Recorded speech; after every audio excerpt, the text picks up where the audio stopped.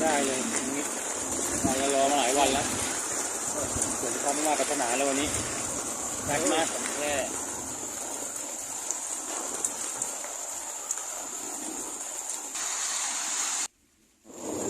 ครบเครื่อง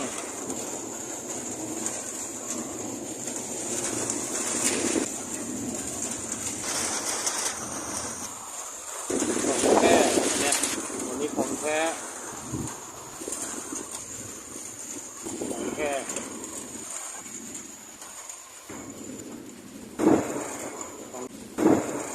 ของแท้ของแท้